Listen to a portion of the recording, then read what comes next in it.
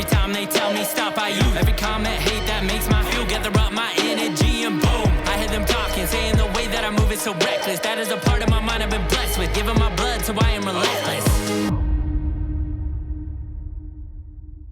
This is the Keep Hammering Collective with Courtney Dauwalter. How are you? I'm great. How are you? I'm doing good. We've had quite a run the last 3 days. It's been pretty fun, huh? It's been amazing. We packed it all in. Yeah, we made the most of our time. Thought we might have had a little break this morning maybe, and then decided to fill that time up too. Well, if there's time to fill and adventures to have, you should do that. Yeah. So it was like late last night. Felt like we had a good day. Of course, we started off with 100K, which is hard for me. I'll be honest. You're built for that. I was like, this is good but difficult. So we did 62 miles. Then yesterday did the normal lift, run, shoot, run the mountain, carry the rock, shoot the bow, eat some food, lift some weights, and it felt like a good day, right? Oh, it was a great day. But there was something lingering Yeah, man. in the back of my head. So when did I text last night? Like, was I like 9 or 10? I don't know what time it was. But I'm like, we have not run the mountain and we have not summited in the dark. You said something about we hadn't run with a headlamp yet.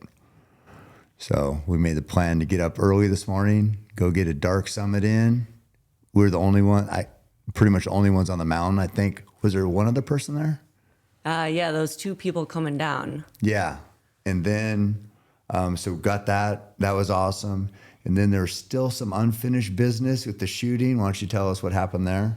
Oh, man. Well, yesterday at the bow rack, I felt really nervous shooting. I felt really uncomfortable with it. Was barely hitting the target at 10 yards, but had great teachers. And so when we went out to the farm and got going further away, I got the satisfaction of a balloon pop. Right. And then we backed it up even farther, and we were trying at 100 yesterday for, what was that, like 10 hours of shooting? No. We gave it a valiant effort, though. A lot. Like, my arm was just quivering. It was rubber by the end of it. And that's a long shot with a bow like that at, 35 pounds. That arrow's in the air for a while. I mean, it's up there. Yeah. So I was thinking of that 100 yards all afternoon yesterday, thinking like, I wonder when I'll get another shot at trying that. Right. And it's not often that situation is there where you're set up, you got a place to shoot 100 yards. Everything's, just it's like what we do here. So you got to take advantage of opportunities like that. Exactly. So we had to buzz over there this morning and see if we could get it done. And we did. Yeah, my heart rate is still elevated. I'm like so fired up from it. So, I mean, just to set the stage too, we set up her brand new bow yesterday, and it's a process getting that dialed in. There's a lot going on. There's shooting a bow. There's technique. There's different things people do with their eyes, dominant eyes, eyes closed, eyes open shooting changes everything. And at 10 yards, so you just to put this in perspective, one time you closed one eye or open an eye. Anyway, hit this ladder in the background, and it was like just drill. And I thought we were deleting all that footage. I thought we weren't mentioning it again. No. Yeah, I'm not. I mean, no. Well, this will definitely be scrubbed. This won't make the cut. But so Courtney felt bad. She hit the ladder until we looked at the ladder, and there's holes all up and down it. So no biggie. But to go from learning the basics with the brand new bow, and then, like I said, struggling with the eyes closed, eyes open, changes. It kind of the pin jumps back and forth a little bit. To go from that to go out this morning, just one day later, not even 24 hours later, because we were out at sunrise to try to hit this 100-yard balloon, but not even 24 hours later to be shooting. And your group, besides the balloon hit, the group was great. All your arrows were right there at 100 yards. It felt like night and day from yesterday. Yesterday, I was definitely still in the stage of thinking through every detail, like how to hold my fingers, where the pressure was, like where's my nose, where's my eye, everything. And today it just felt like the repetition paid off yesterday. Yeah. Like the motion felt a little bit better. And so I can see why shooting, regularly every day, if you could, would make you, dial it in and be that much better at it. Yeah, I mean, on that footage that I would filmed you shoot that one at 100. 101. 101, yes, yeah. 101, not the Dalmatians, the yards.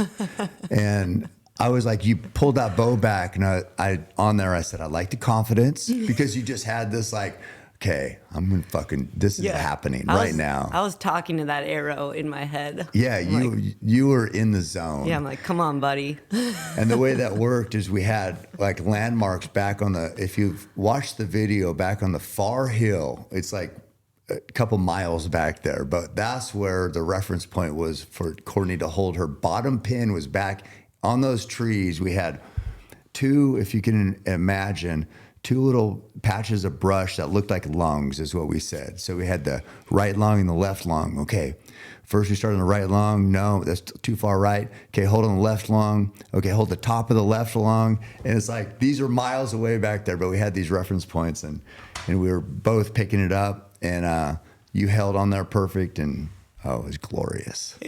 Yeah, it was glorious. I'm going to slow-mo watch that video often. But it's really strange to be pointing at not the thing that you're trying to hit. Yeah. Like I couldn't even see the balloon. Right. I would see it when I first drew and lined it up, but then once I scanned, way up. You're aiming in the trees. Yeah. Yeah. That's crazy. Yeah. Yeah. There's so much art to that arrow. But then, Wayne and Lisa, they were in the house there, which is a ways away from where we were shooting. And they're like, well, I guess they must have hit it, because we were yelling and hooping and hollering. You were running around, and I don't know. It was quite a spectacle, but it was like so genuine, because we were vested interest. Yeah. You know what I mean? We needed to see that balloon pop. Yeah, we got the thing that we were going after. I was thinking about all night. I'm like, please, can we just? And I said, even on the way out there, I was like, even if it's just lucky, can we just get a lucky one? But it turns out your group it wasn't luck. It was total repetition and skill. Well, probably some luck and some good teaching and a good setup, a good thing to aim at. Wow. We had a lot of things fall in our favor, not only today, but just in the last few days. This has been a great honor for me to have you out here. We've been, friends off and on, not off, but friends for a while, and had the chance to get together and run a few times, had some great adventures. But to have you come to Eugene, Oregon, to where I grew up, and we did a big tour of the city, and just to show you all the things that like were kind of important to me as I grew up, and sharing some of those memories.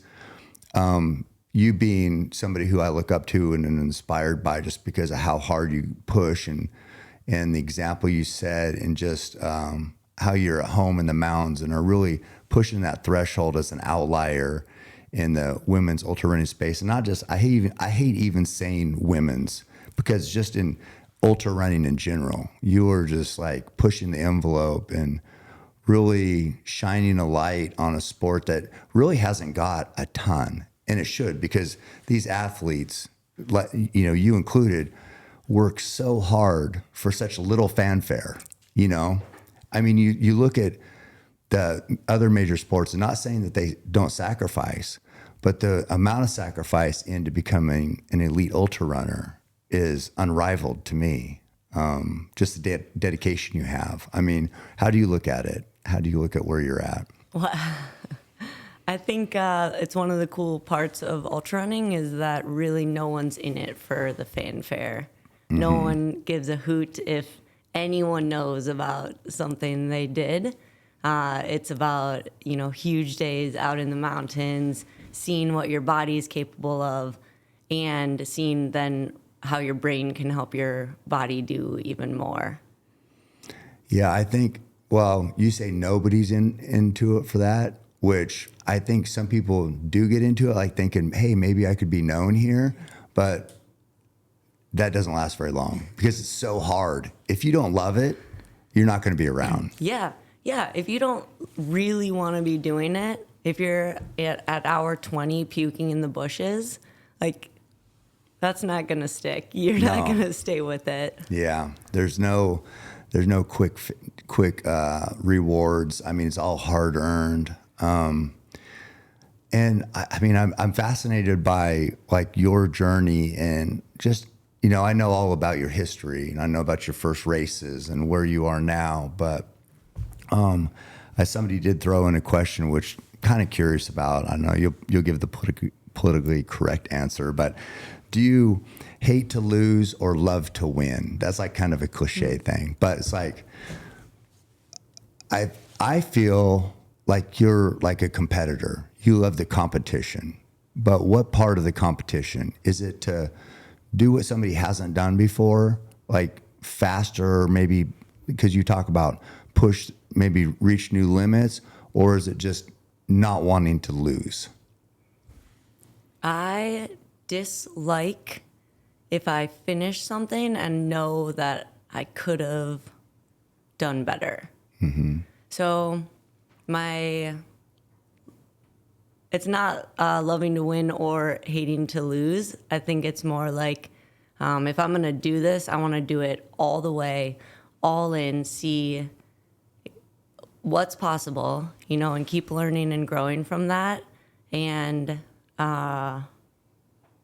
where that lands me in the results is where it lands me. Mm-hmm. Just that you gave your best effort. Yeah. Yeah. I don't want to cross the finish line ever and think like, man, there was that 5 mile stretch where I was just dogging it and, you know, got a little bit into a pity party or, you know, didn't problem solve. And I just let this thing get bigger than it should have been. Mm-hmm. I want to know that I did every bit of that course as best I could and cross the finish line, giving it everything I had on that day. But then I also hope the next time I go to that same course that I could find the areas still to improve and do it better. Mm-hmm. Have you had a race where you didn't have those lulls? Where I didn't have any lulls? Yeah, because you said that you don't want to have that 5 miles pity party, but is that seems like it happens on almost every journey. For sure. I have never had a perfect race where I was like, that was it. Yeah. That's it. And I hope to never. Like, never have a perfect race? Yeah. Because then what? Mm-hmm. Like if you nailed everything in it and you see no areas to improve, then where do you go from there? Mm-hmm. I understand. I do.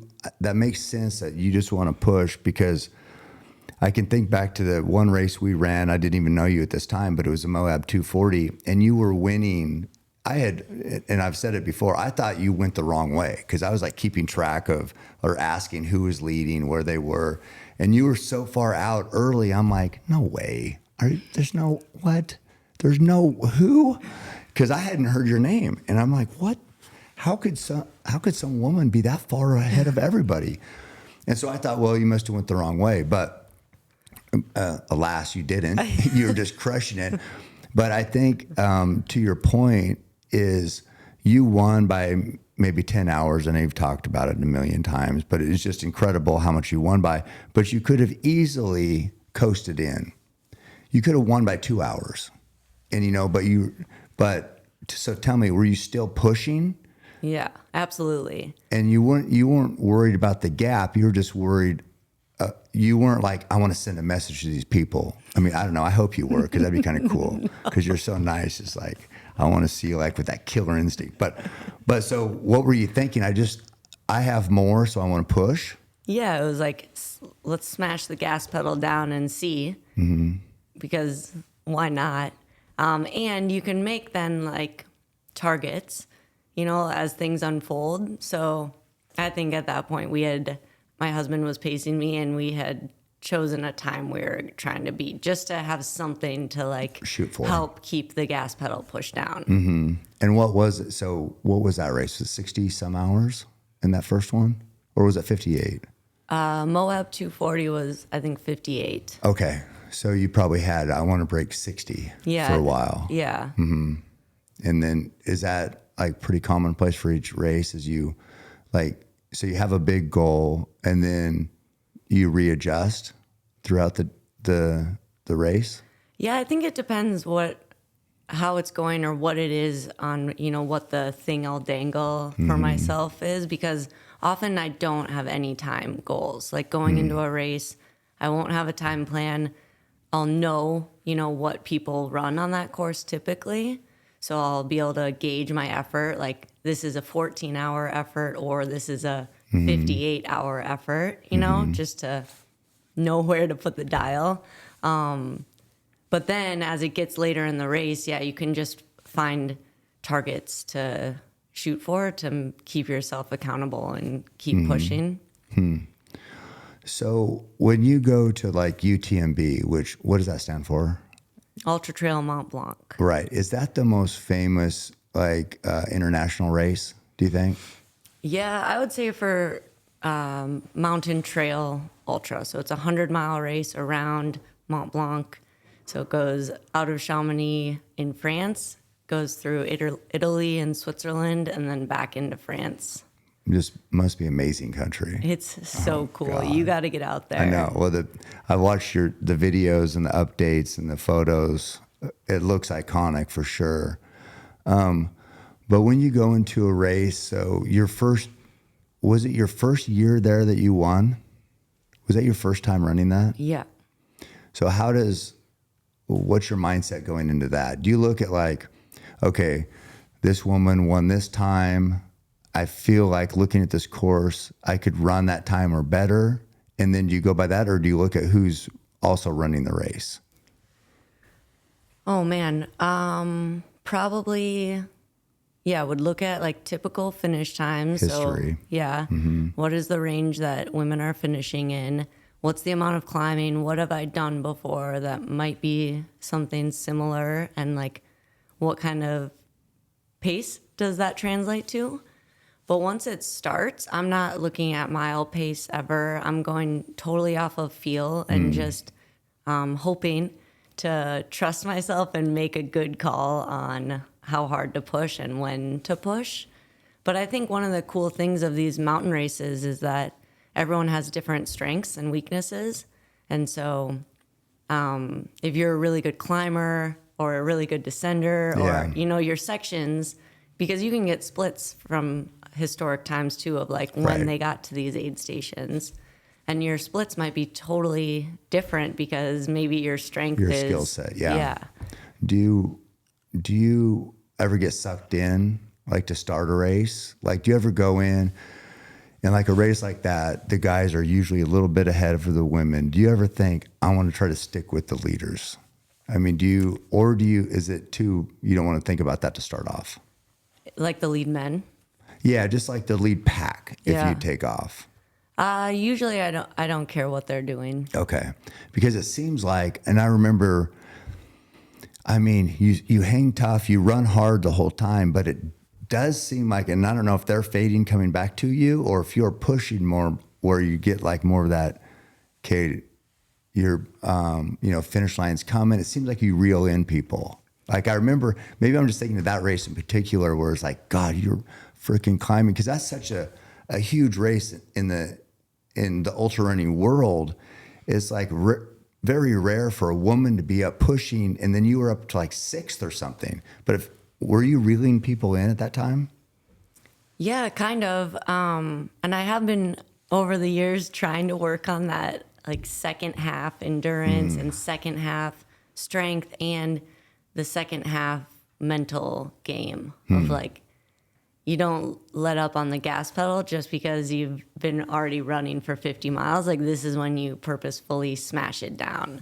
So the first part of the race might be, management, hold it in the orange, be pushing. But then towards the end, it's going all the way in and hoping that I can hold on and trying to grow that ability to hold on, to make it, okay, I know I can push for the last 10 miles. So now this time, if I move it back, can I hold it for the last 20 miles. Right. And do you get to where every stride is an effort? Yeah. I mean, like you have because it'd be so easy to just be like, I just need a break, just walk.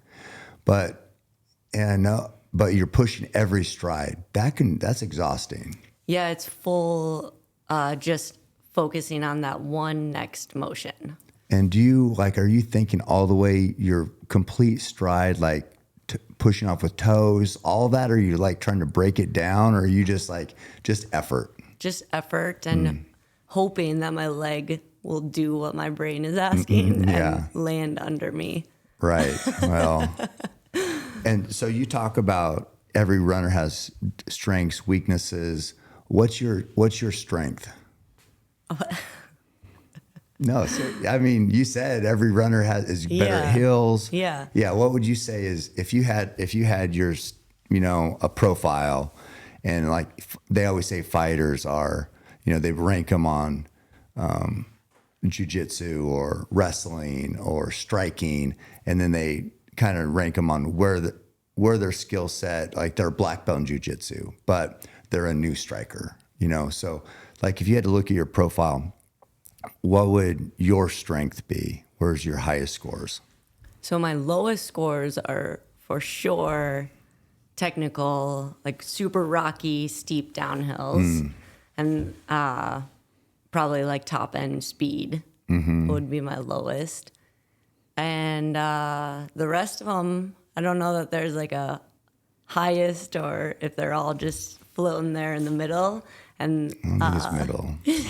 I'm pretty sure it's not middle, but go ahead. And managing the transitions between it all, like not having too much of like your weaknesses aren't so weak they're killing you. I mean, of course, you'd want the strengths to be as high as possible, but having like your deficiencies aren't that bad, right? So where is that what you're saying? Trying to shore up your weaknesses, I guess, and then it'll bring the baseline of performance up higher. Yeah. By having those valleys not being as deep. That would be the hope.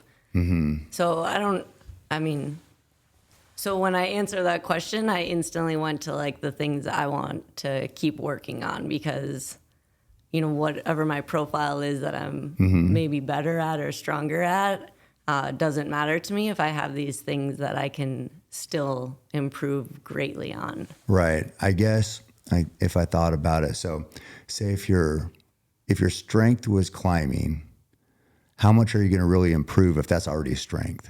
Whereas if your weakness is downhill, maybe you can make huge improvements there, and then overall you'd be that much faster. It's I think sharpening the dull blades. Yeah. I think that makes sense. So it's technical downhill. You like to work on anything else? Speed, just general turnover speed. And then just continuing to grow, like I think of endurance and strength, like you're building a little bit at a time. And so it just takes that consistency of adding another little bit to it. So if I can keep on growing the endurance so that maybe it's more possible to push even harder, like get into another... Yeah. So how do you grow the endurance? Is like that to me, like layman's terms, it'd be like, oh, I need to just run more, just get more miles in. How do you look at growing endurance? Just consistently adding to the fire a little bit at a time. I don't think it, like for sure, you don't want to just keep training more. That's how you go over the edge of that, and start breaking down instead. So I guess adding little bits to the fire every day through just consistent work, and then signing up for this stuff that's hard and trying and just seeing and learning from it. Yeah, Taylor, I was talking to him the other day, and he said it took him a while everybody wants those big mile weeks. He said it takes him a year to add 10 miles. So like if he's running 60 miles a week, in a year of running, he can make it 70 miles a week. He doesn't try to do, and then another year it's 80 miles a week. Another year, then you're up to 100-mile weeks. But people want to be at that big mileage all the time or immediately, and your body just, man, it's just like anything. If it's not prepared, it's just not going to work. Yeah. Yeah. So you've been increasing your workload. Probably your first 100 was it 2012? Is that right? 2012 was the first one I tried. Yeah. But I didn't finish. Right. But yeah, my first ultra was 2011. Okay. So just trying to. So just 12 years into it, really, which seems like a long time, but it's like, I don't know, time goes so fast. Yeah. How do you feel like physically compared to where you've been? Do you feel like, I mean, I was just curious, do you feel like you're at your peak or you can get better or your peak was passed? Where are you at? What would you think that someone would answer to that? Who would say their peak has passed? I would. No, because I'm old. No, but you gotta believe that there's always room to get better. Yeah, I know. I just look at no, that sounds great. But I look at like, I can go to Ultra Sign Up and see that, well, the trend is I'm not getting better. You know what I mean? Of course, there can be an aberration, and I could maybe, because I retired, maybe now have more time, maybe can be more focused on recovery. So there's always that little bit of hope that maybe there's some magic left. It was like the full summit, yeah. And now you're headed to yeah, maybe there's like, could I be in the 240s of a marathon? Probably not, but I guess there's a little hope. So you're saying you're not at your peak. You're getting better. I mean, that's the hope. Yeah, yeah. And if you had, I don't know, if somebody said your biggest goal and you put in the work and you achieved this number one thing you could do, I don't know, what's your long-standing dream? What would be like the biggest goal you'd like to achieve running? I don't have one thing. I think it's to just keep finding out what's possible. But like, what if I said, okay, what if you were in shape, you felt good mentally, physically, killing it, and you were hypothetically one hard rock, one Western? Would you like that? That sounds like a good goal, right? So I think that would be sick. I'm going to try my best.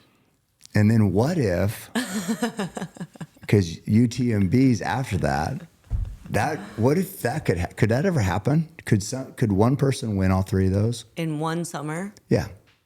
Absolutely, someone could. Think so? Yeah. Could you? I don't know. I'd be willing to try. Yeah. That'd be awesome. That'd be awesome. Because, I mean, let me think. You've won them all. You've won them all separately, right? Yeah. So I wonder what it would take to have a summer of wins of the most prestigious ultras in history. A lot of cheeseburgers. I know, but how? Now that's my goal for you. I just came up with it. Okay, I like it. I'm in for it. If it sounds crazy, I think it's a fantastic idea. Mm-hmm. And I think something like that it is possible if you can figure out the balance of the training and preparation, but also making sure you're keeping your body happy. Mm-hmm. Because you can very easily get too excited, do a little too much, and then you're just breaking yourself down, and then it's not going to get any better. That is hard, isn't it? When you say, I don't know what it feels like. I know what it feels like to be in shape, but say having a great run at Western, it's hard when you're in shape not to want to do more. Is that hard for you? It's hard for me. It is super hard. I think so. In 2019, I ended up dropping out of Western States with a hip injury, and I think what happened that year is I had done Western States the year before. I knew the areas I wanted to get better. You know, I knew there was space for improvement on that course. And so I just ramped it all up. Like, I'm going to do more climbing. I'm going to do faster pace. I'm going to do more miles. Like, everything went up except no recovery or extra body maintenance was added to it. So I just asked too much without giving anything back to myself, and it led to an injury. That is hard too, because you think that, well, my body will respond in some ways. You think like, of course, yeah, this is going to be hard. I'm doing more than I ever have, but my body will respond. I wonder if also you need to, so if you're adding this workload, adding this climbing, you need to add the recovery just the same. Yeah. So if you're saying 10% more vertical gain a week, 10% more miles, you need 10% more recovery. Yeah. You think? Yeah. And I don't even think at some point it's like more isn't actually better. Then you should be dialing in the quality of the thing you're doing as opposed to trying to pile on more quantity. Yeah. Do you struggle with, because people will say that, but do you ever say, well, that's for you? I mean, I'm not trying to be like you. I don't want to be like anybody. I'm being like me, and maybe my body's okay. Yeah. Do you ever think that?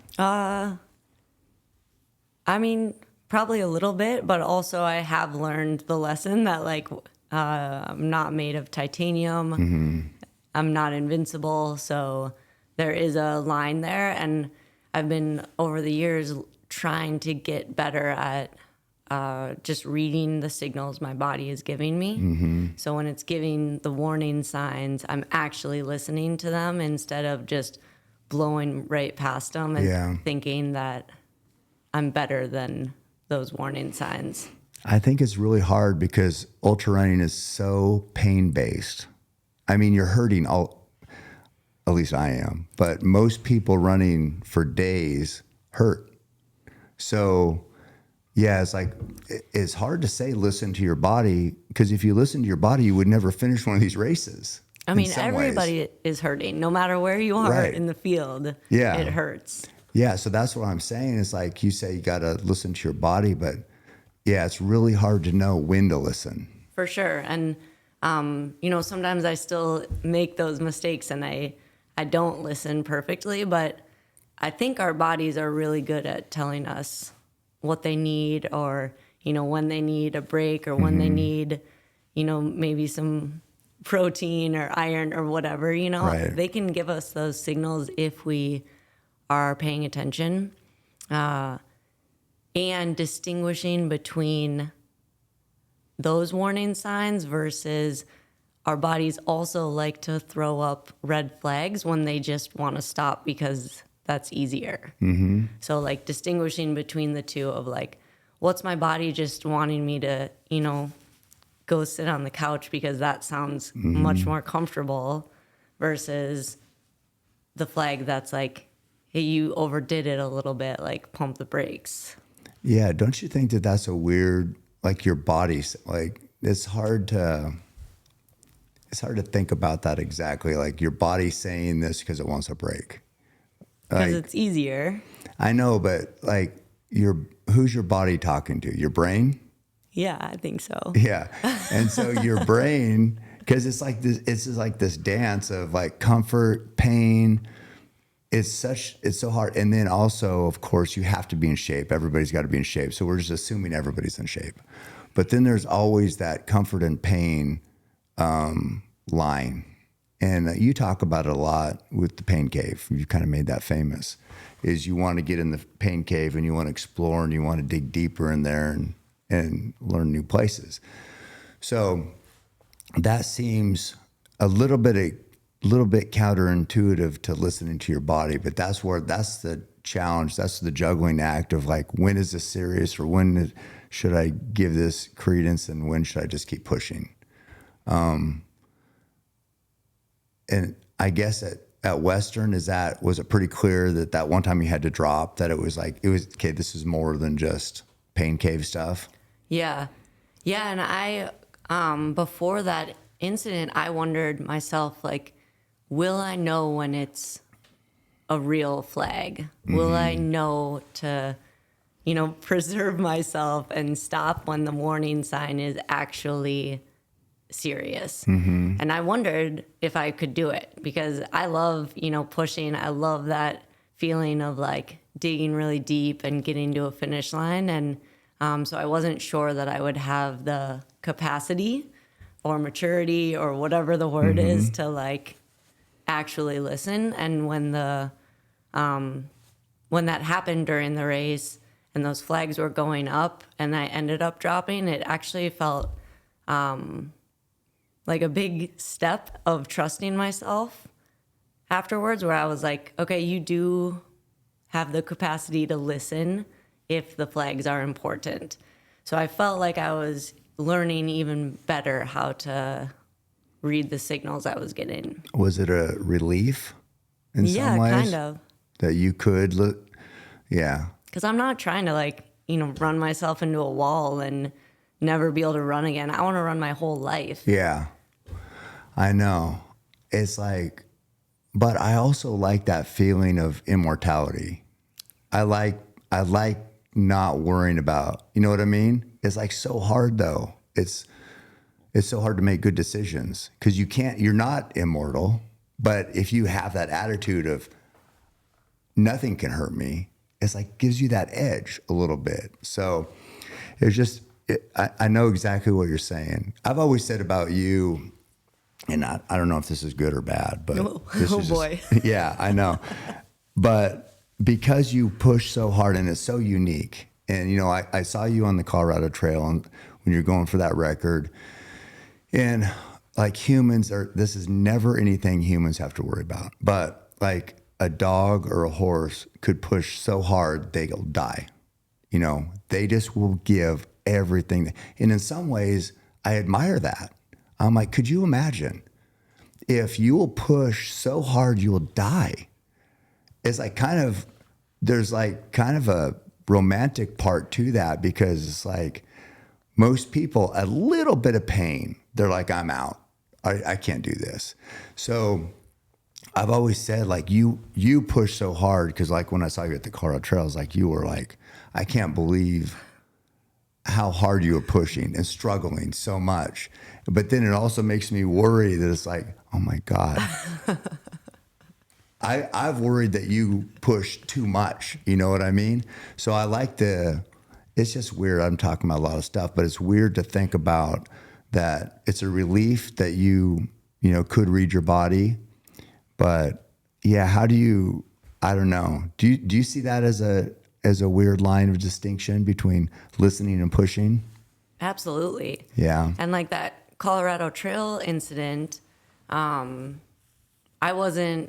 the flags were all coming up, but my brain was pretty mushy by then. Like Yeah. it had been 4 days or whatever, 300 miles, and I wasn't in the place to make the best decisions for myself. So at the aid station that we got to that I ended up dropping at, I was going into that aid station telling my pacers with me, like, let's grab a pizza and let's go. Like, I'm fine. Let's keep going. Because it was a new thing for me. I had never traveled that far with my feet. I had never been pushing for that many days. Yeah. And I didn't know.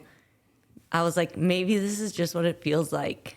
Like I felt terrible. Yeah. How would you know though? Yeah. And so I was like, or maybe this is just a huge low I'm in and my body's going to adjust to what we're doing. It's going to jump on board and it'll be feeling better soon. Because it has every other time. Yeah. Well, and that happens. Yeah. So luckily, I was surrounded by people who could make those smarter choices for me in that instance.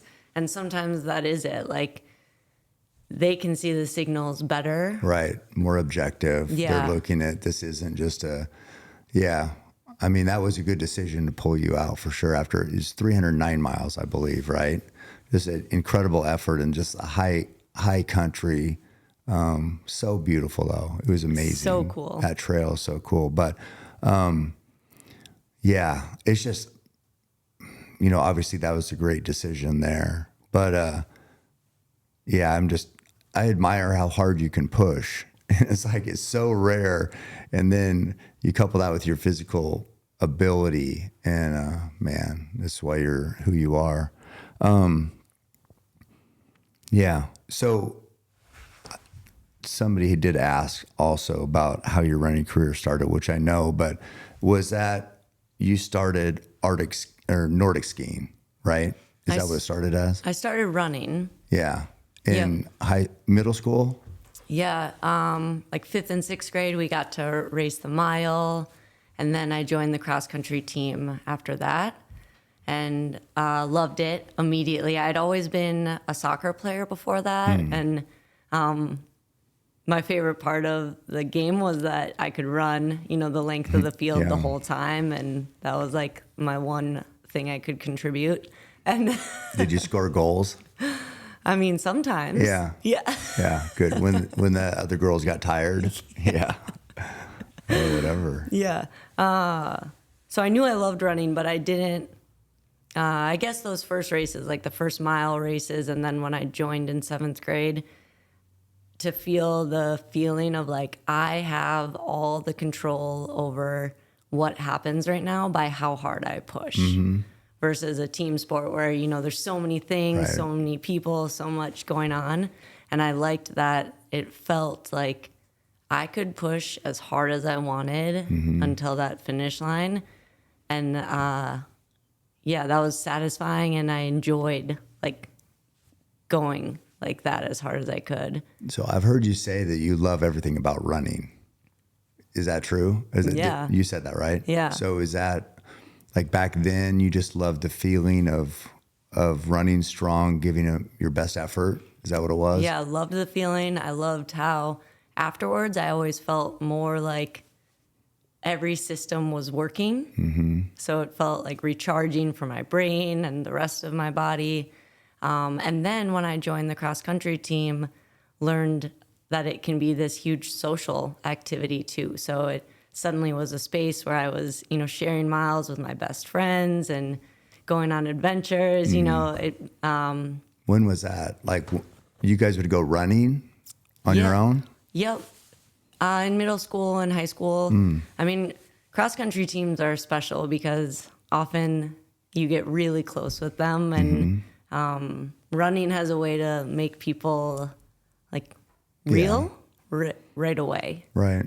And so those were my best friends growing up. They're still some of my best friends. My cross country team from when we were 13 together. Really? Yeah. You still keep in contact? Yeah. Yeah. But then I loved that social bit of it and still appreciated it as a thinking space for me. So I remember in like high school going on runs by myself and composing, my whole English paper in my head, getting home, scribbling it down on paper so I could turn it in. Like it was when my brain seemed to work the best too. Yeah. Like more clear thinking out there. Yeah. Less distractions. What paper? You remember the paper? I mean, all of them. Probably every paper I wrote in high school and college was written on a run. Yeah, I know. It's hard to be... God, freaking coughing. Sorry. Camera's pointing at me too. We've been dealing with this cough for this whole time, so Courtney's used to it. Yeah, I know the struggle for me is I'm running and I have these words in the perfect order. And then you stop to jot it down and it seems like it never was like flows as smoothly as it did on that run. Yeah. Do you struggle with that? Yeah, for sure. Yeah. Or I'll get stuck like thinking of something and like the way I want to phrase it or something. And then that's all I'll think about for like a 5-mile run is this like 3 sentences. And I'll be like, get off that path, brain. Like you got it. Think of something new.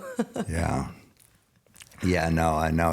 It's sometimes I go on runs and you'd think you'd be in a better mood, but I obsess about things like I'm irritated about or somebody I'm irritated. And like I get done with the run, I'm in a worse mood because I've been thinking about this thing for this whole time. Do you ever do that? Just stewing. Yeah. Are you always in a great mood? No, I've probably stewed on some runs. It's a great space for that. Yeah. It's like, you can counsel yourself. Yeah. Yeah. Exactly. So if you think about like that middle school girl who would love the mile runs and just to compete and run, and then you think, so that was, I don't know, 30 years ago, right?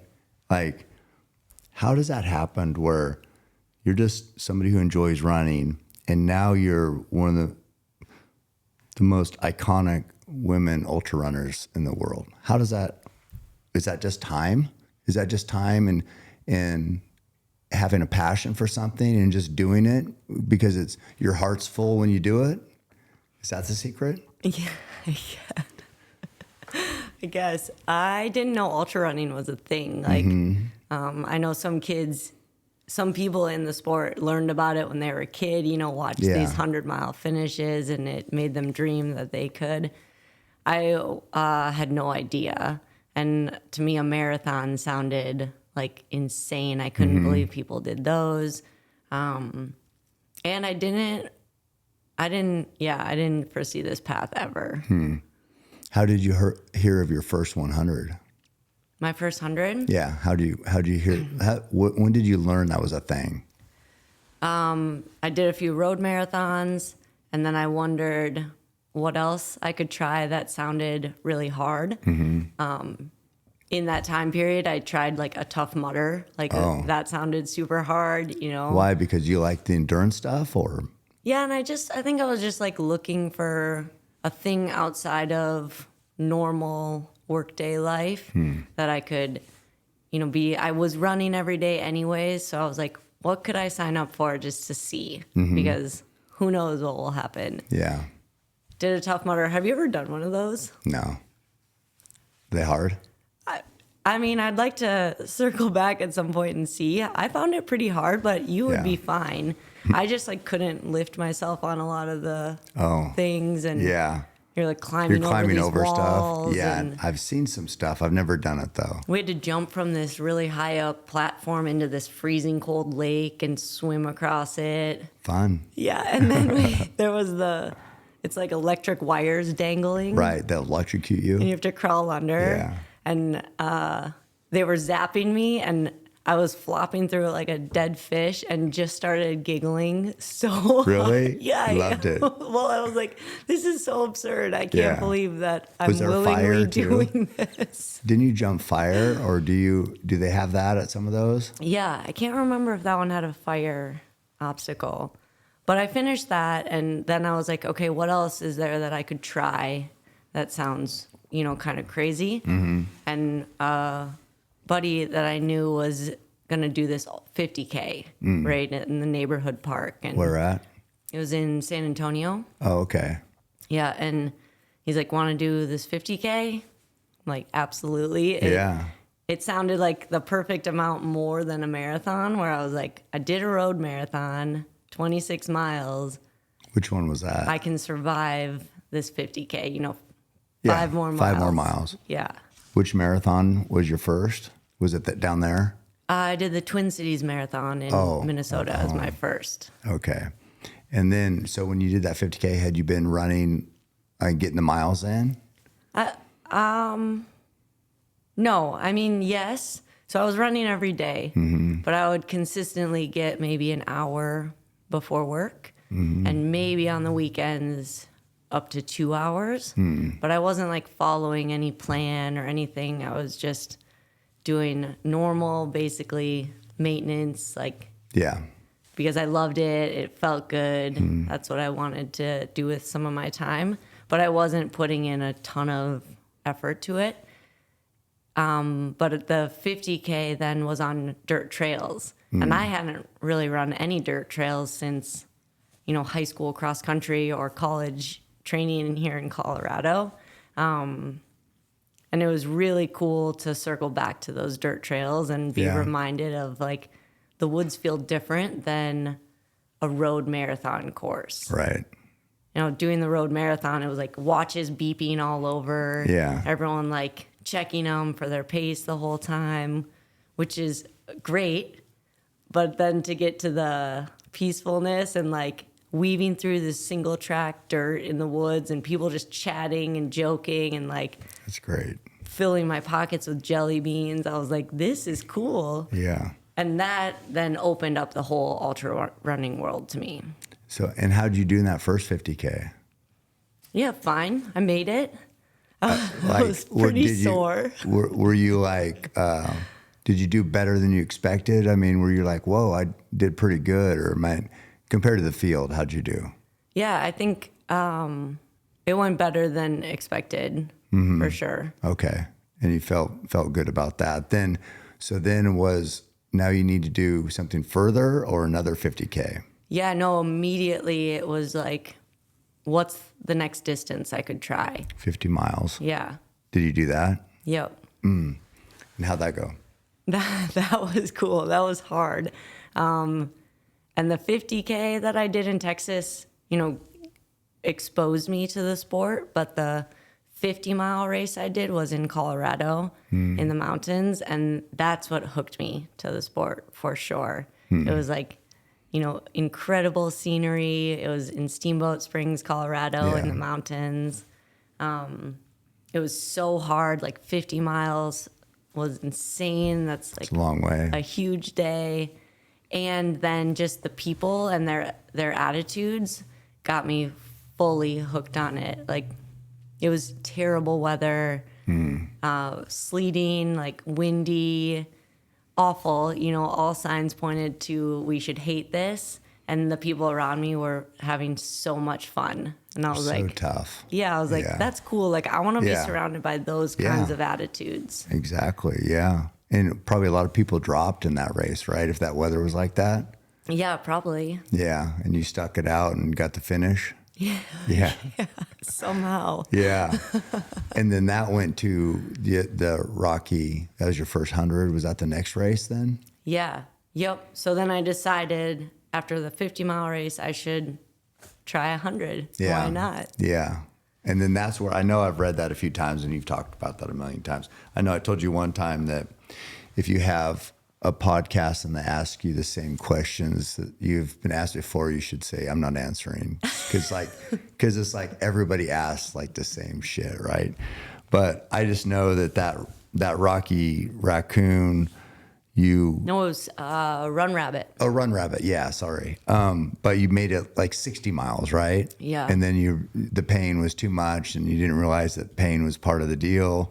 But also I bet your legs it wasn't like normal pain like now. Your body probably wasn't ready for 100. I mean, it's so much to ask of a body. Yeah. You know, so it probably was pretty intense. Yeah.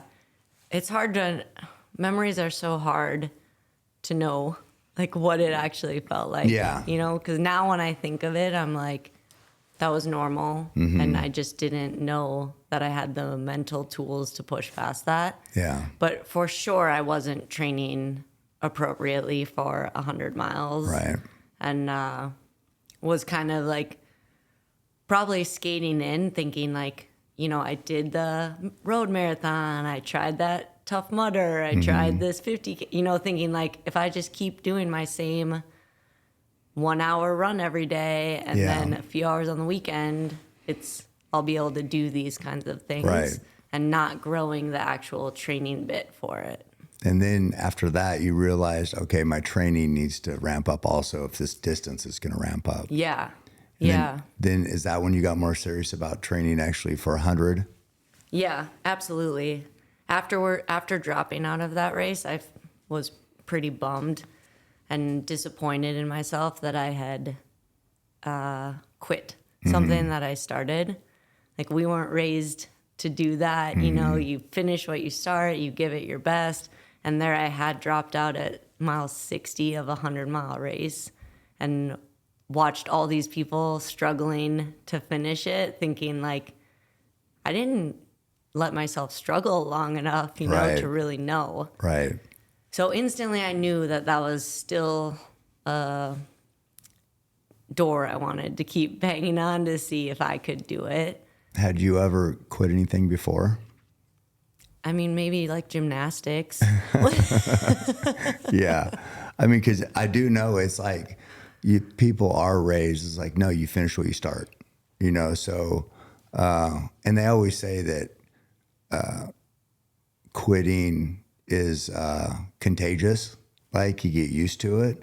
So that's why I was curious if that was like obviously you've turned the corner and now you're like the most fierce competitor out there. But it's like, I think that pain of quitting that and I almost see when I see somebody still pushing and hurting, I'm a little jealous. Like I've even followed your races and it's like you miss that sacrifice and that knowing you gave it your all. And so probably watching those people who after you dropped out were still giving their all and we're going to get that reward. That's the hardest part of it almost. Yeah.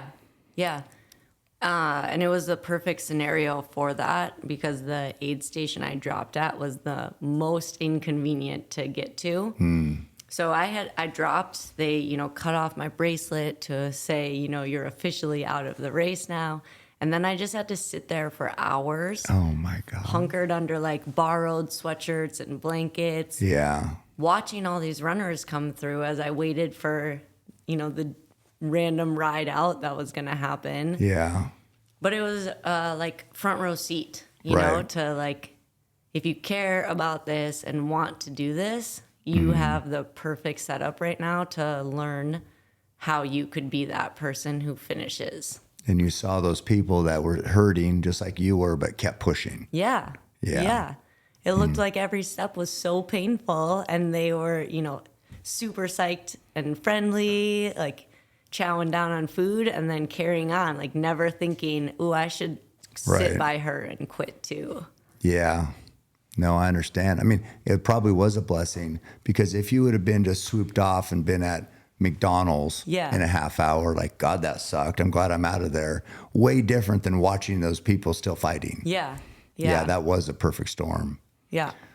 Probably a painful lesson, though, at the time. Yeah, and it was like, if you want this, you need to actually do something about it. Not carry on like normal and do the thing you've always been doing. Like, you've got to be better. Did you have that conversation with yourself?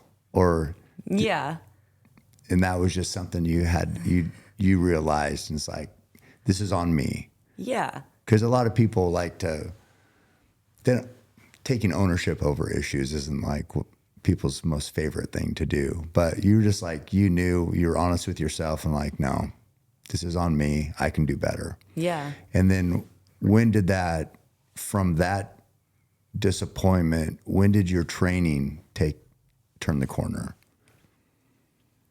Then it was just a really slow learning process of many years of signing up for races, trying to learn how to race better, what gear I liked, how to even, eat while you're running and keep it in. And I think it was like a conscious effort to train more on the terrain I wanted to race on. So instead of just running the 6 mile loop in my neighborhood, I was making a dedicated effort to go get on trails and learn how to run trails better because it didn't come super naturally. I fell a lot. I still fall a lot. Yeah. I don't know. You seem pretty good now. I mean, it just takes, like, if you want to get into trail running, it's different than road running. You got to pick up your feet more, like pay attention a little bit and move with the terrain.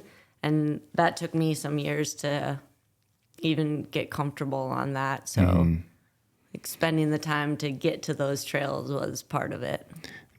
Was there people you were following that you looked up to? Like, was there women ultra runners who you would follow and want to aspire to be like?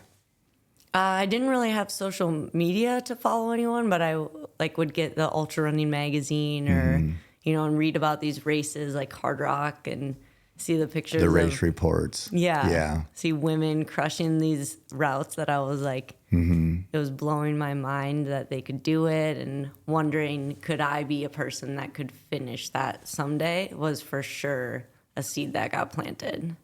And then you just like, kind of on your own, just started more time in the mountains, more running. How do you push hard enough by yourself in training? Because to push, like you said, in a race where it's like especially later, every stride is an effort, like a conscious decision. I got to push. Do you train like that sometimes? Or are you intentional about your training to push on certain days, or how does that look? I won't push like that often in training.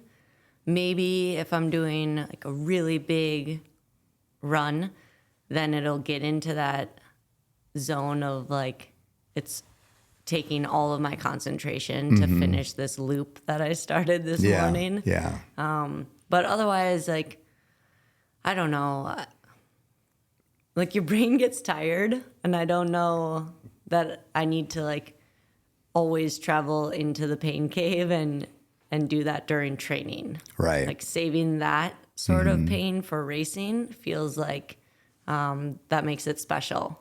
Yeah, I agree. It's hard to simulate race pace. For sure. On the track, it's pretty easy with splits and different things like that. So if you're getting the marks you need to prepare for the race you need. But over the course of 100, 200, however many miles, knowing what that pace will feel like, that's tough to simulate. So I was curious about when you push and how you get your body prepared for what you're going to ask of it during a race. And I guess it's just maybe like the run we did. I mean, I had to push at the end. I don't know. How'd that feel? Were you pushing pretty good towards the end? Is that going to help a race, do you think? Yeah, I think that'll help. Training like that? Everything can help. Yeah, more miles. I mean, you were throwing down in the middle. I could barely keep up. No, you did keep up though. So it's like you say you could barely keep up, but I was like, geez. Yeah, I think I had fallen into the trap of like you saying you're not fast or something. Or it's like, man, you were running some fast miles.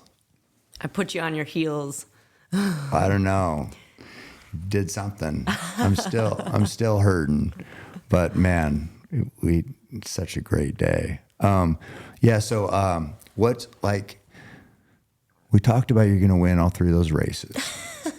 Remember? Were we on board that? Where do you see running going? You just enjoying it? And then, I know you enjoy seeing new country, getting new experiences. Is that happy doing that? I mean, any big goals, like career-wise? Yeah, you kind of said them. And like making sure that it stays enjoyable. Mm-hmm. So if it ever gets to the point where I'm hating it and dreading heading out the door for, multiple days in a row, then it would be stepping back and seeing like, reevaluate. Yeah, what's going on, because running should be fun. This is fun. This is a thing that we get to choose to do with our time and our bodies. And so I want to keep it in that zone of like, this is a enjoyable pastime that I've chosen. And I'm choosing to sign up for these races and choosing to feel that suffering and that pain cave feeling. But, that was my decision to do it. And so I want it to always feel like that. Yeah, I feel like, there are days, well, for me, I can't speak for you, where it's like, it's just kind of what I do. I got to get out and get some miles in. But then some parts of me are like, I shouldn't take this for granted. We're so lucky to be able to run mountains. Yeah. I mean, it's not everybody who can just lace up their shoes and go out for a long run in the mountains. And it's like to take that for granted. I feel guilty when I think about it like that. Sometimes we all get wrapped up in our own issues. But when I think about it, and I'm being objective, I'm like, man, I really can't complain. Even on a bad day, we're pretty damn lucky to be able to do this. Yeah, really lucky. And maybe on those days, because I'll have them too, where it just feels like drag your feet a little longer to get the shoes on and get out the door. Maybe on days like that, I'll, take a route I don't usually, or stop and admire the views, or, they put those benches on trails usually, like, Yeah. so testing out every bench you go by, like, why did they put the bench right here? Let's test it out and I see. see. Yeah. Just like appreciating the small things Yeah. of the thing you do every single day, like noticing the little stuff again. Yeah. That's a good exercise, I think. Yeah. I mean, I just know how lucky we are to be able to do it. I was curious, what do you look forward to most? Maybe you can't even rank it, but races or adventures? Do you know what I'm saying? The difference between the two? Because we've had some fun adventures. Do you like those, or do you like towing the line and competing? What's your preference? Both. Like them both for different reasons, probably. Yeah. All of it. Yeah. Okay. Yeah. What do you prefer? Well, since I can't run fast anymore, I guess I'll go with adventure. Yeah. I don't know. It's, it seems like an adventure you can share with somebody at a different level.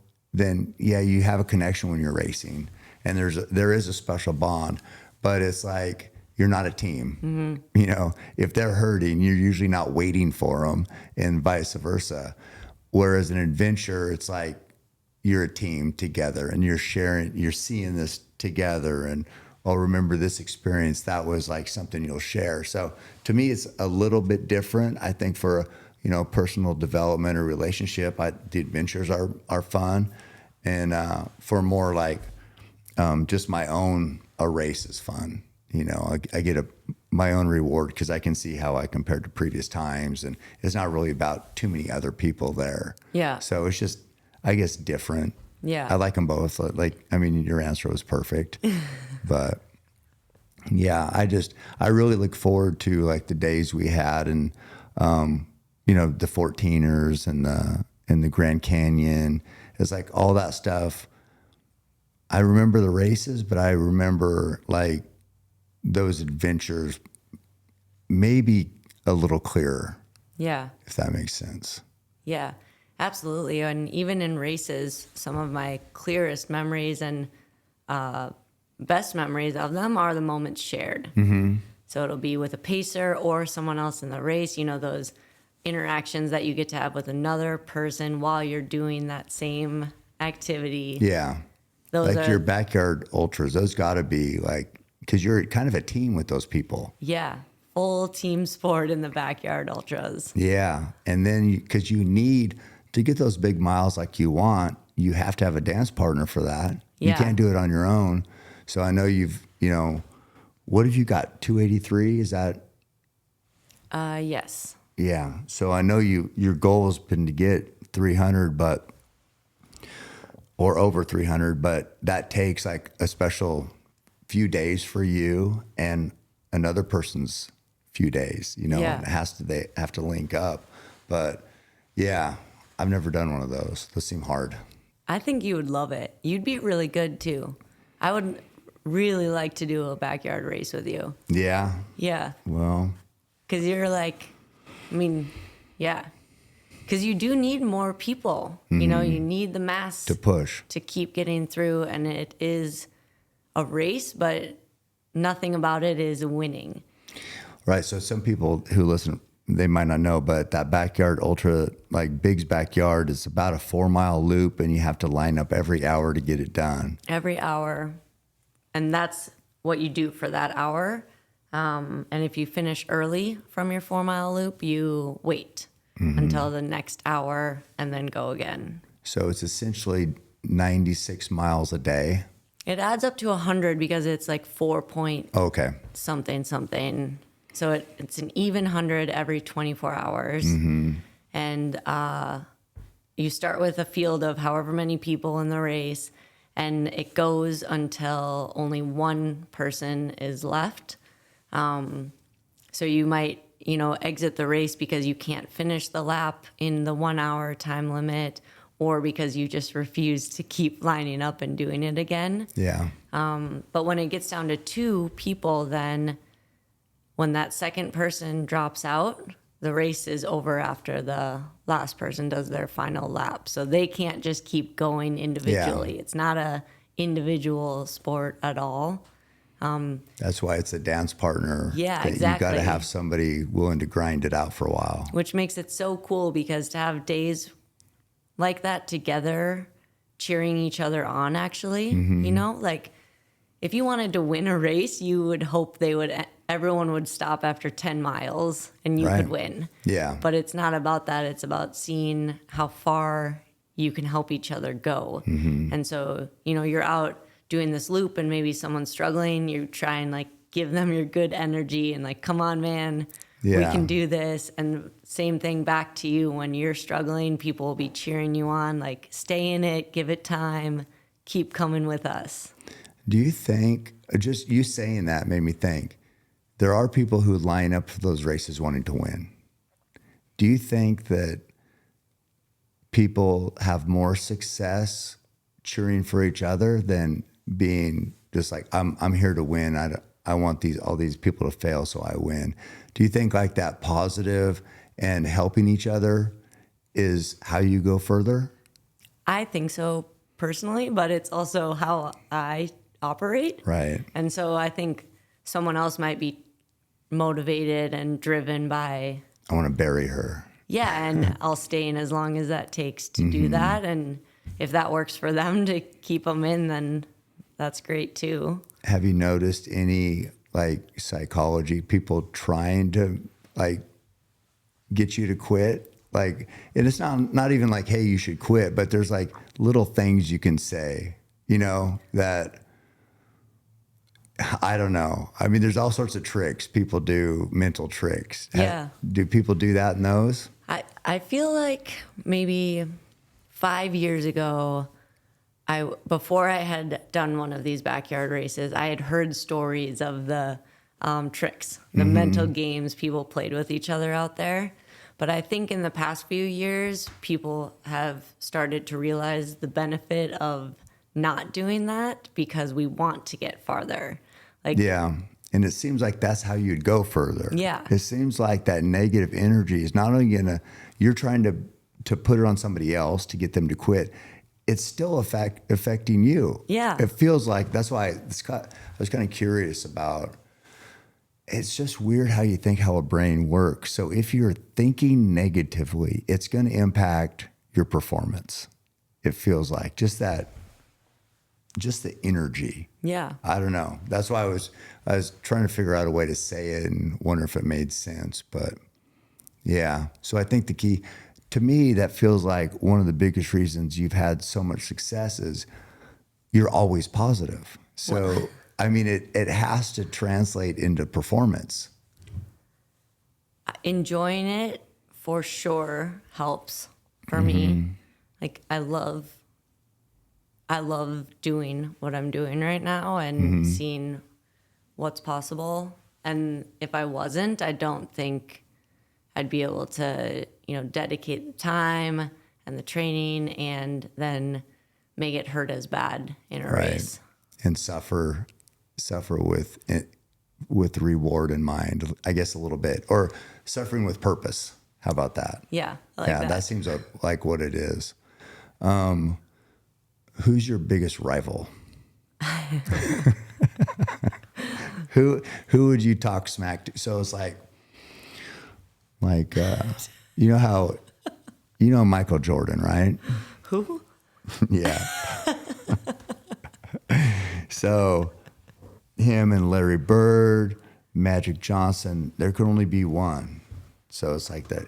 there had to be somebody who was, we already know Michael Jordan's the best, but who's like trying to knock you off?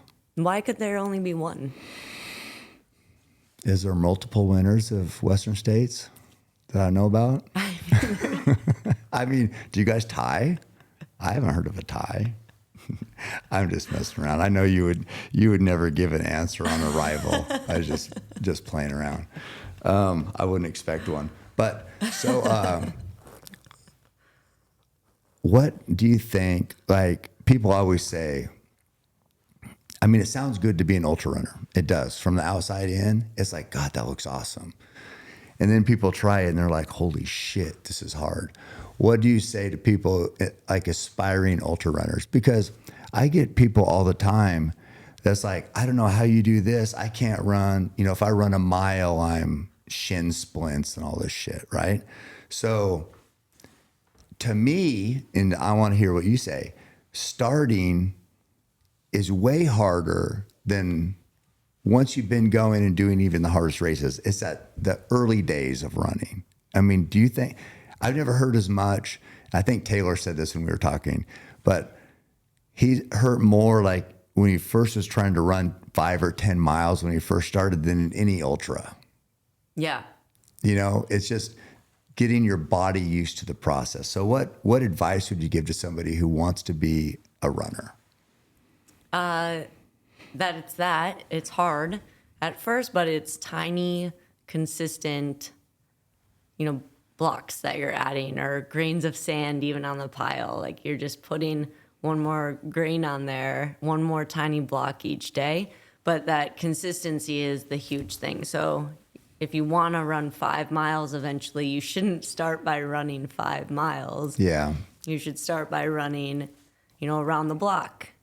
And then around a couple blocks, like go tiny, but be consistent. I think that's it. I've never heard that analogy about like a grain of sand at a time, because people want these big gains. I mean, and even Taylor saying he only adds 10 miles a year. But if you think it in perspective of a grain of sand building on that block, now that's a small increment, but that is what it takes. Yeah. And then you look back and suddenly you got a pile there. Yeah. They add up for sure. It's just, you don't see the gain every day. Yeah. Like it wouldn't be like yesterday I couldn't hit 10 yards. I hit a ladder instead of a target. Yeah, it's a kill shot though. That ladder didn't go anywhere. It wouldn't be so quick. Yeah. Mm-hmm. Yeah. No, I know I think it's discouraging to people because they see, and everybody, I hear it too, but smiling, running, having a great time. They go out and they're like, oh my God, this fucking sucks. Well, how does this guy smile? So I think everybody needs to realize that, yeah, it is hard sometimes, but that's okay. Yeah. That's okay. It's okay if it's hard, but it's that feeling once you get done and just knowing that you got that, you're moving in the right direction. It's moving in a positive direction, I think is the key. And it doesn't happen overnight for sure. Yeah. And sometimes it's putting in, that huge burst of energy to just put your shoes on, because those sitting there at the door can be the hardest part. Yeah. And then if you can just getting out there. Yeah. Put in a bunch of energy, get the shoes on, walk out the door and start, just walking away from your house, then it gets a little bit easier. Yeah, because I think people also struggle with, like, they had a running buddy, they quit, so then they didn't have them. So it's like that self-discipline is like, you don't need anybody. You can get out the door just by yourself. Have you always had that inner drive, or has that been, is it easier with a partner, or do you like it better just being on your own? I like a mix. I do most of my running alone. And I remember in middle school and high school, I would just go out for runs by myself in the mornings, or, if we didn't have practice or something. So that's always been there. And was that just because it felt good, or did you wanted to get an edge over, because it was a competition thing, like you were doing a sport and you wanted to get an edge? I think it felt good, and yeah, I wanted to get better. That's fine. Yeah, I just wanted to make sure you still wanted to win. It's not about just having a good time. No, it's like that competitive spirit is definitely what sets you apart. I mean, I was just interested when that started, because some people do just go out and it's not a competition at all, and that's fine. They're just trying to do something healthy, and that's great. But it's like that, having that drive. It's like there's something about drive that is really hard to quantify, why somebody pushes, because you can always say, well, I ran, had a good week last week and had a good day yesterday. I deserve a break, deserve a day off. And there's some people who will be like, no, more, got to do more. But yeah, we talked about that. Where is that line? Yeah. Yeah. Man, I'm gonna look at some of these questions here real quick. I could sit here and quiz you on running all day, but there's some good ones in here. What race, adventure, or training run has been your favorite? Oh, this is from the girl who we smash runner. So she took a picture with us yesterday. Oh yeah, that kind of group coming down. Yeah, her name's Ashley. So, what has been your favorite? That's impossible to rank. I would never. Because you'd be disrespecting something or someone or some adventure. Yeah, that's a good point. They're all tied, right? Everybody wins. Yeah, I like that. This is from this guy used to live here. He really ramped it up. His name's Aaron. Now he lives in Salt Lake. Love this guy. I just recognize these names. Oh, and even Emma just commented. Let's see what she says. Emma's one of our favorites. Oh, just clapping hands. Okay, so Aaron says, how can we inspire more young women to get out on the trails? My nieces come alive outside. So that's so cool. Yeah.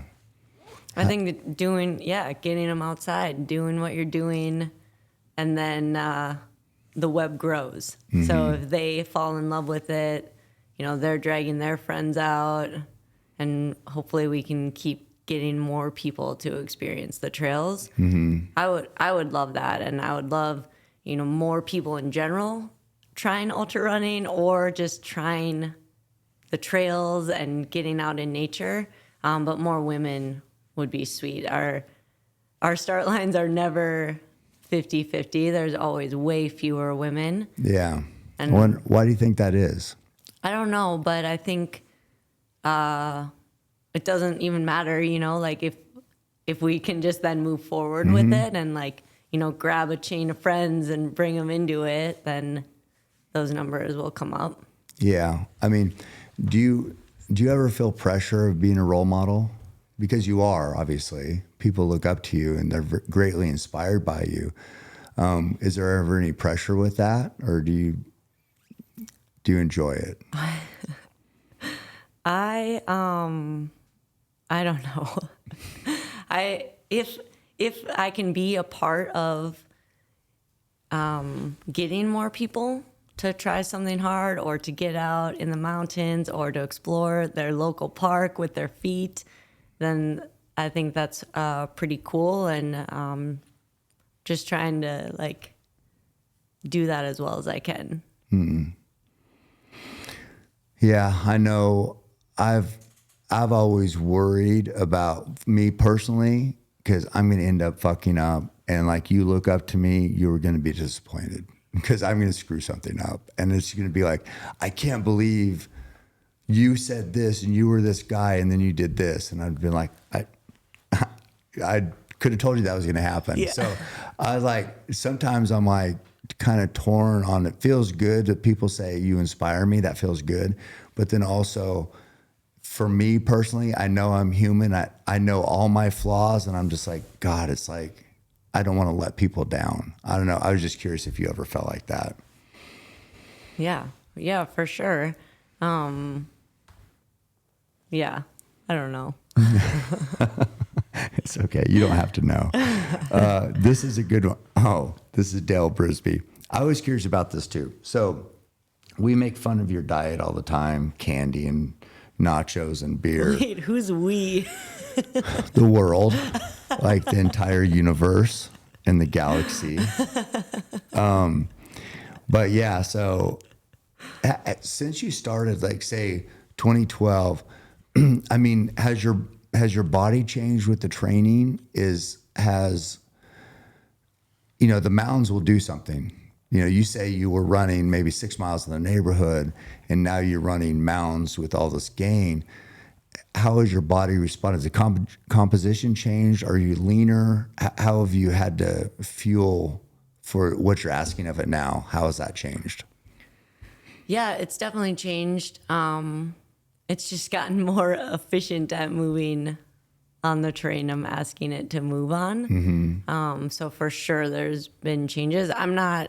I don't weigh myself. Like I wear clothing that fits no matter if I just ate a giant burrito or not. So it's not like in my face as much as it could be. Right. But for sure, like putting in way more miles. When I started, I mean, if I was doing 6 miles every weekday and maybe up to 13 on the weekends, my mileage then versus what I'm doing now is completely different. And like just the strength work and stuff.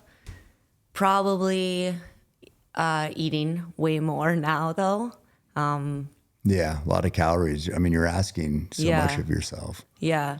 But food for me was never a thing I wanted to tinker with. And like I want to eat the things I enjoy and have that be a part of my life that just makes me happy, and not thinking about food makes me the happiest, and just eating. So that's never been a thing. Like I was never like, oh, I'm running way more. Now I need this much more of anything. It was like, I'm hungry, so I'm going to eat. And instead of like half the plate of nachos, suddenly, I want the whole plate. Yeah. Like, Kevin, get your own dish. We're not sharing.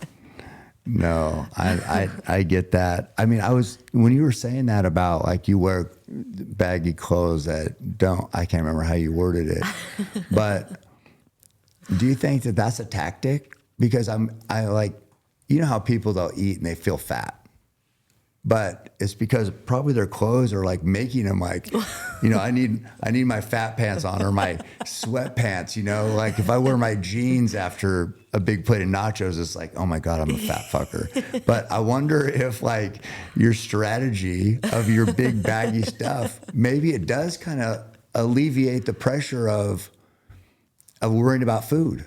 I wonder if that does. Do you think it does? Maybe. I don't know. I mean, it is nice to never feel like my waistbands are always elastic. There's always some give. So it's nice to not ever feel that discomfort. Yeah, that's true. But it was definitely not like the origin. I know. I wonder if it was I was trying to put psychology to everything. It's like so stupid. But yeah, Mike, I just need to wear sweats more. I think that's the lesson. I think learned. everyone should. Yeah. Why do we still wear real pants? Yeah. I mean, normally I like just sweats and a hoodie with no t-shirt and I'm good to go. What do you think about for 12 hours while you're running? Is it strategic or does your mind wander? Both, all of it. It's like some moments being really in the run and thinking about the run and the motions I'm doing. Some moments trying to get away from the run and thinking about life or family or memories. And then sometimes food and lyrics to songs. And then sometimes, which I really enjoy the moments when the radio can just turn off, to make your brain be silent. Yeah. I can't do it all the time. I like the footfalls, like on the trail and like where it's just that. Yeah. Is that what you're saying? Like sometimes it says, but that's rare to capture. Exactly. But when you can, if you feel the wind, I noticed even like when you're running, if there's a wind on you, you're like automatically holding your arms out. to me, it just feels like pretty carefree, and just just the freedom of enjoying the mountains. Yeah. It's like if you could have that all the time, that's the magic. That did remind me of something I want to ask. Have you had a time like in a race where you're like, I'm in the zone, and it just felt so good, and you felt like undeniable in that moment as a runner? This, like, do you have times in races where everything was clicking? Yeah. And sometimes those times last for 5 minutes, and sometimes 5 miles, and sometimes you might get a 50 mile spell of that. Yeah. And that's part of the roller coaster of these really long events, is that when those good moments are there, it's appreciating them, but not It's magic. Yeah, and not getting ahead of yourself. Right. Because from the outside in, when I think I was following along at UTMB. Have you won that once or twice? 2 times. 2 times. I think it was the first time. And I think you said you were really struggling towards the end. But it's like I was envisioning in my head, she must be in a zone, because you were running so good. And I think you had a lead on the girl, but it's a pretty good lead. And then you were coming into town, and it looked like you looked so happy. But I think you told me later you were hurting. Yeah. And it's just like, so I thought, well, I would have thought that was like the zone. She's like in that, that magic is happening. But internally, no, you were just like, every step was hard, right? Every step was impossible. And even at the very end, I was giving high fives, and I thought they would knock me over. I had zero energy to give anymore, and I was just trying to cross the line. But seeing that scene at that race, it's unreal, with that big crowd and coming down into town, and you're just like, it's like celebrated like Princess Diana, I mean, it's like this huge crowd, and everybody's looking at you, and you're doing this thing. It's just like, seems incredible. It's insane. Yeah. Like no other race is like that. It's thousands of people in the race, and then thousands of people coming to this tiny little town to cheer runners in. And there's a few other towns along the course where people will go, and it's, insane party, and you go through like a band playing, Yeah. And then you head out into the woods and the mountains, and it's totally silent again. So it's like all the pieces combined into one race.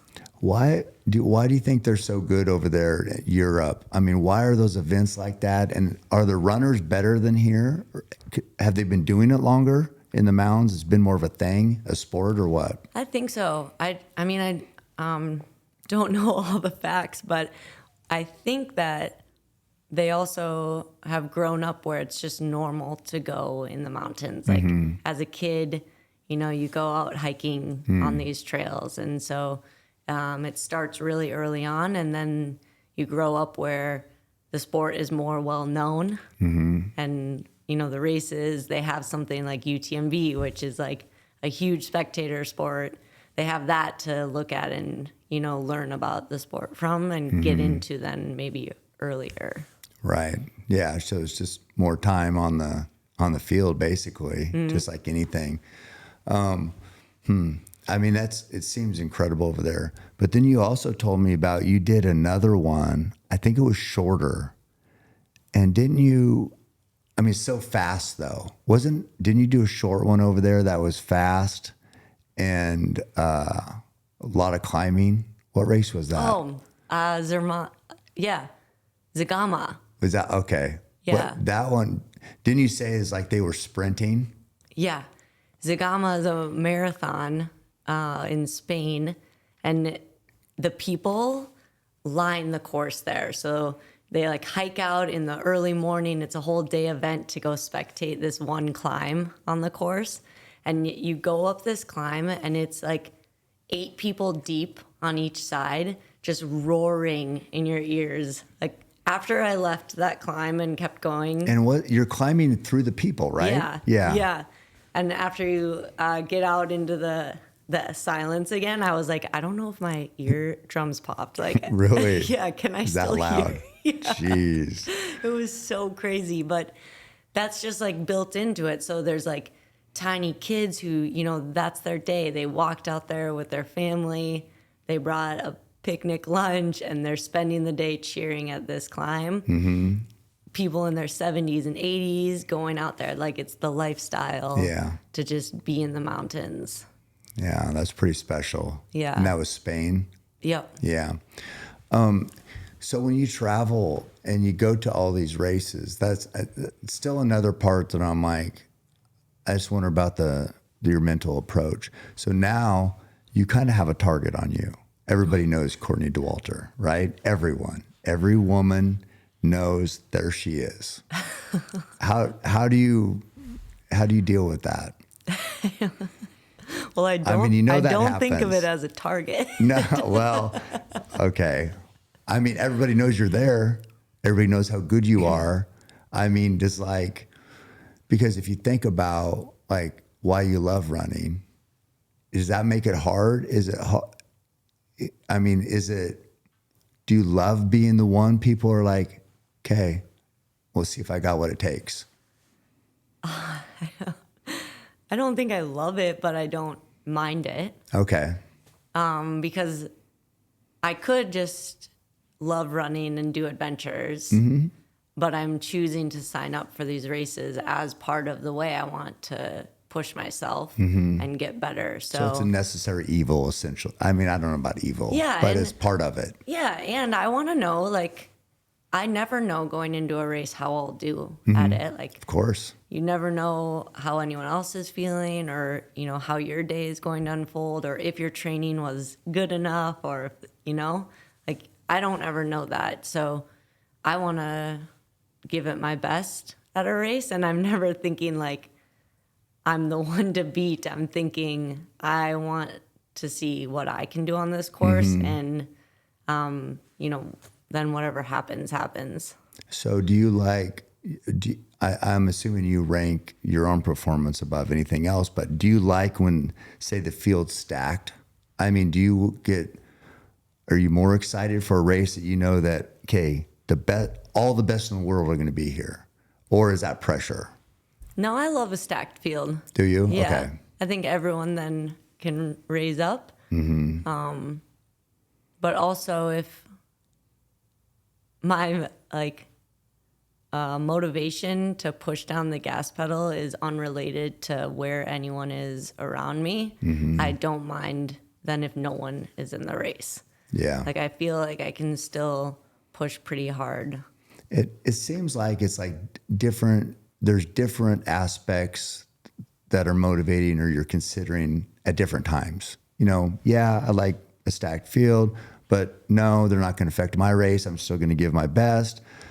Yeah, I like the crowds. No, I don't like everybody saying there she is. I mean, and that's fine because, you know, we're, as humans, we internalize things differently. I was just curious about, to me, you seem like the ultimate competitor. So that doesn't surprise me that you love the stacked field, because that's why you line up. Let's see what we got. Yeah. But then at the end of the day, it's just about, even if you got beat, but you gave your best, it seems like that would be okay, would it? Yeah. If I cross a line and know that that was it for that day, I'll be satisfied. And I'll, you know, do some reflecting on like, what are my spots that could help me get a little bit closer to what that person did or where they pushed, you know? But even after a race that goes fine, I'll still look back at those things. Okay. And do you like write them down, or do you like, is it official, or are you just thinking about it? Just thinking about it and noticing, I guess. Like, where were the areas that I could try to add some tools to my toolbox to be better next time? Yeah, I mean, I get what you're saying. It's like, I'm wondering, it's probably because you were so in the race. But when I think about that film on Tahoe, and what's his name? The guy who caught Kyle. Kyle. Yeah.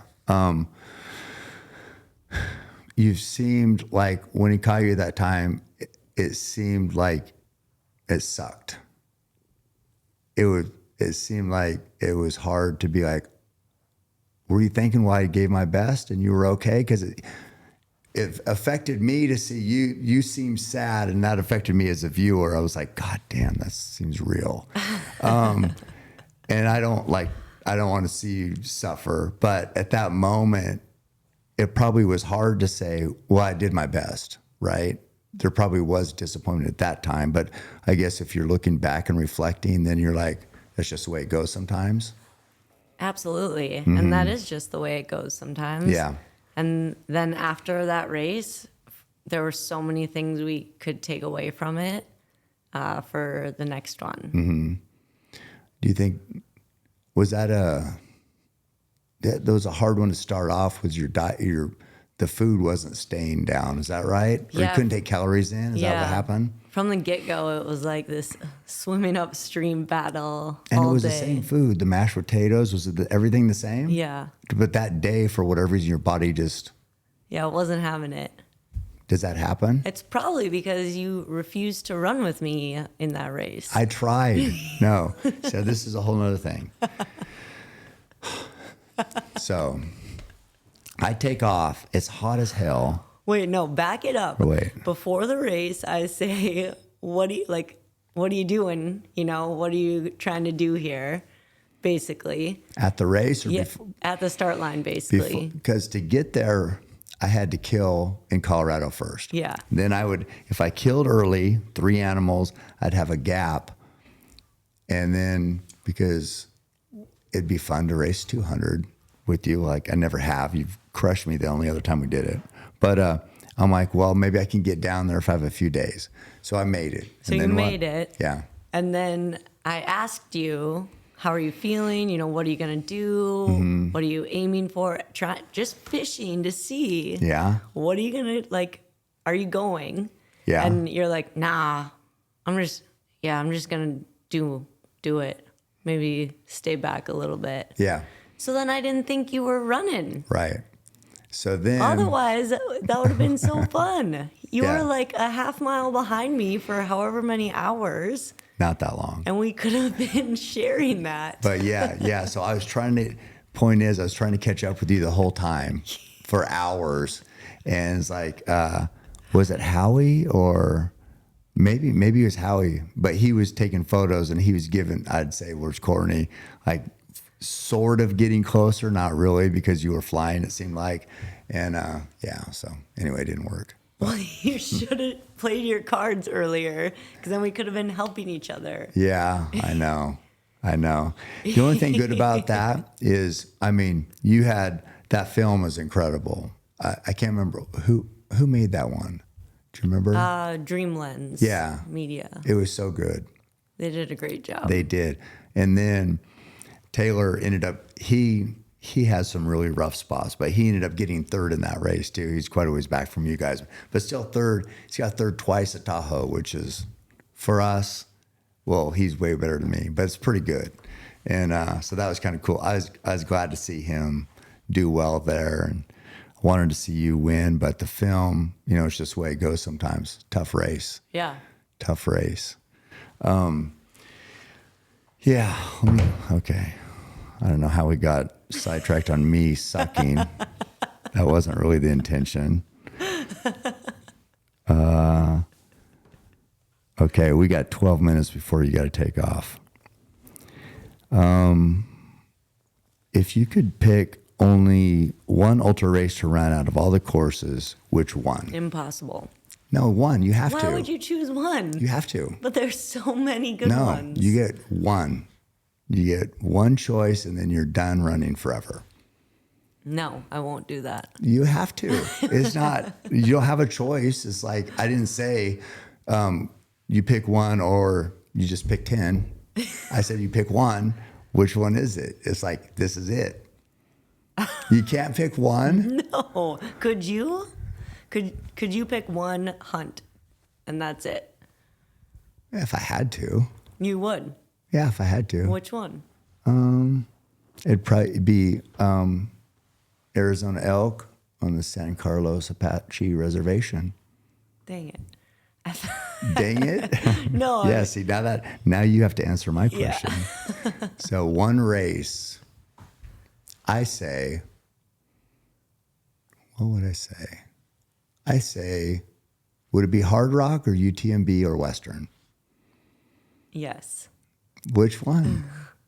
Or could I pick like the Colorado Trail combined with the Pacific Crest Trail combined with... That reminds me. Okay. I want to game this system.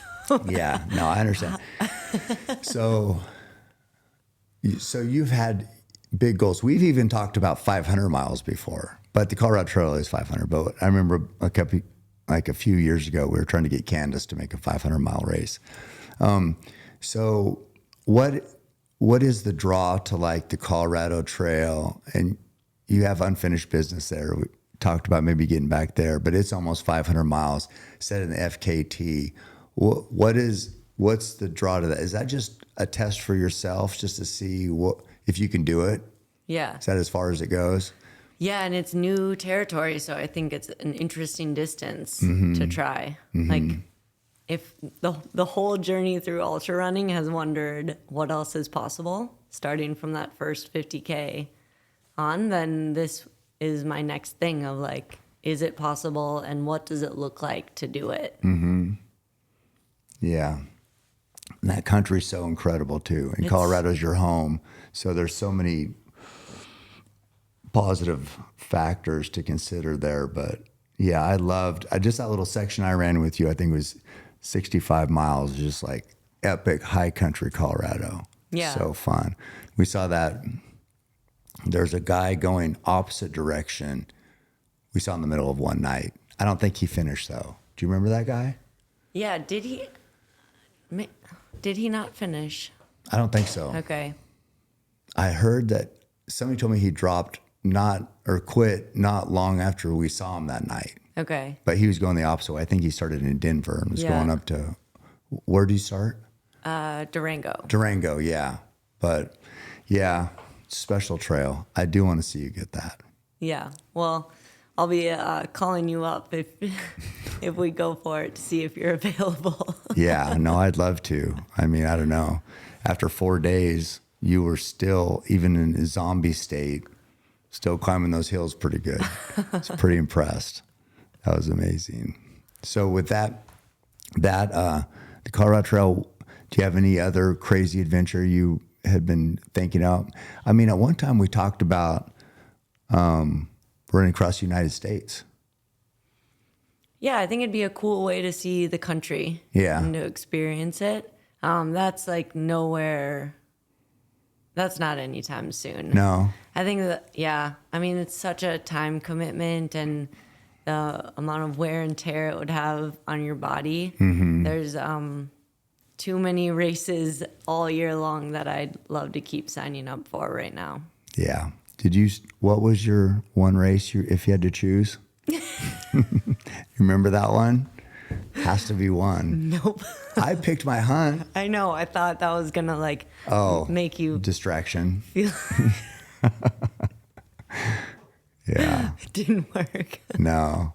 I mean, I say Western, the history of Western is pretty special.